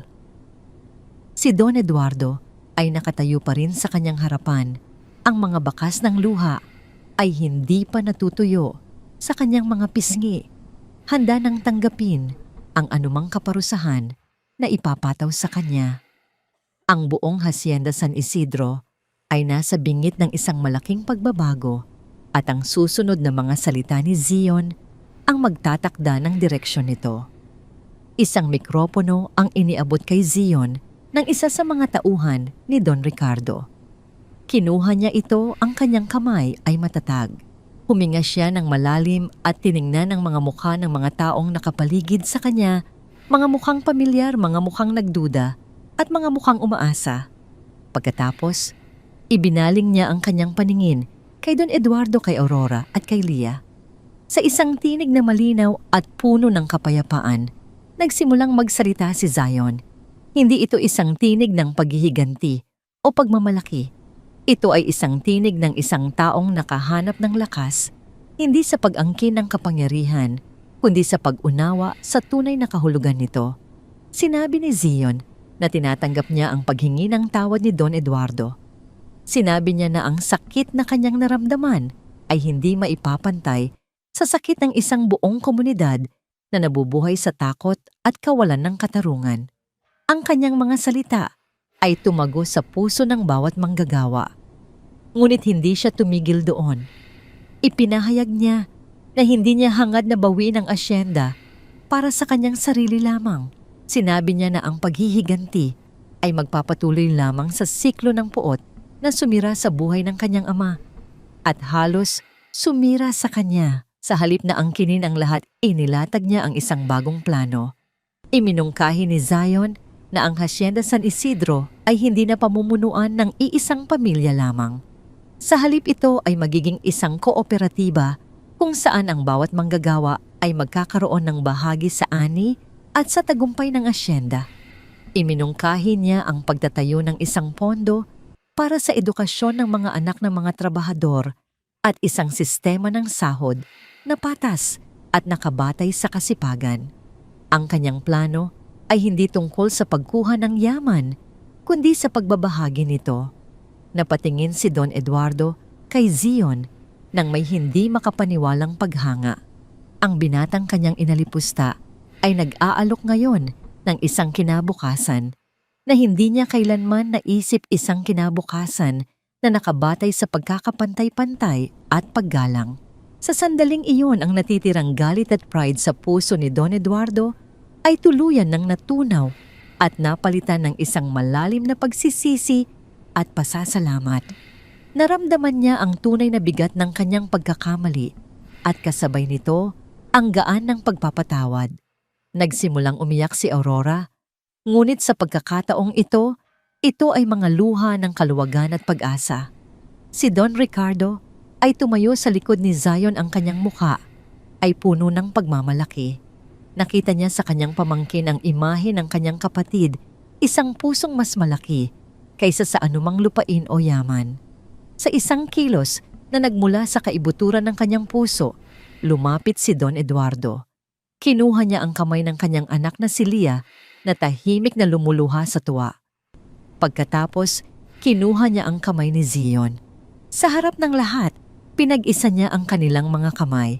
Sa isang basag na tinig, sinabi ni Don Eduardo na wala na siyang maipagmamalaki kundi ang kanyang anak at wala na siyang ibang hihilingin kundi ang isang lalaking may dangal at kadakilaan na tulad ni Zion ang mag-alaga rito. Ito ay hindi isang utos o isang kasunduan sa negosyo. Ito ay isang basbas, isang tapat na pagtanggap at pagpasa ng responsibilidad. Nagkatinginan sina Zion at Lia, ang kanilang mga kamay ay magkahawak ng mahigpit. Sa kanilang mga mata, makikita ang isang pangako ng isang bagong simula, isang pag-ibig na sinubok ng apoy at lumabas na mas matatag. Lumipas ang isang taon. Ang Hacienda San Isidro ay nagbago. Ang dating mansyon na simbolo ng takot at kapangyarihan ay naging sentro ng komunidad. Ang mga manggagawa ay nagtatrabaho ng may ngiti sa kanilang mga labi. Alam na sila ay bahagi ng isang pamilyang nagtutulungan. Nagtayo ng isang maliit na paaralan sa loob ng asyenda at ang mga bata ay masayang nag-aaral. Ang produksyon ng ani ay dumoble, dahil sa inspirasyon at pagkakaisa ng lahat, sa ilalim ng puno ng mangga nakaupo, sina Don Eduardo at Don Ricardo naglalaro ng chess. Ang kanilang mga tawa ay umaalingaw-ngaw sa hardin. Si Don Eduardo ay natutong ngumiti muli, isang nangiting hindi na nagmumula sa kayabangan, kundi sa tunay na kaligayahan. Si Aurora naman ay masayang nagtuturo sa mga asawa ng mga manggagawa kung paano magluto at manahi. Sa dulo ng malawak na taniman, habang papalubog ang araw at nagiging kulay ginto ang kalangitan, magkahawak kamay na naglalakad sina Zion at Leah. Si Zion ang bagong tagapamahala ng kooperatiba, ginagalang hindi dahil sa kanyang dugo o yaman, kundi dahil sa kanyang karunungan at integridad. Si Leah naman ang nangangasiwa sa mga programang panlipunan ng asyenda, nagbibigay ng pag-asa at tulong sa mga nangangailangan. Huminto sila at pinagmasdan ng lawak ng lupain, ang lupang dating pinagmulan ng sakit at pighati. Ngayon ay simbolo ng pag-asa at pagkakaisa. Ipinatong ni Zion ang kanyang braso sa balikat ni Leah at marahan itong hinagkan sa noo. Ang kanilang pag-iibigan na nagsimula sa isang hamak na hangarin at sinubok ng matinding pang-aapi ay naging pundasyon ng isang bagong pamana. Isang pamana na nagtuturo na ang tunay na kapangyarihan ay hindi nasusukat sa lawak ng lupang pag-aari, kundi sa lawak ng pusong handang magpatawad. At ang tunay na kadakilaan ay hindi matatagpuan sa dugong nananalaytay sa ugat, kundi sa dangal na pinaninindigan sa kabila ng lahat.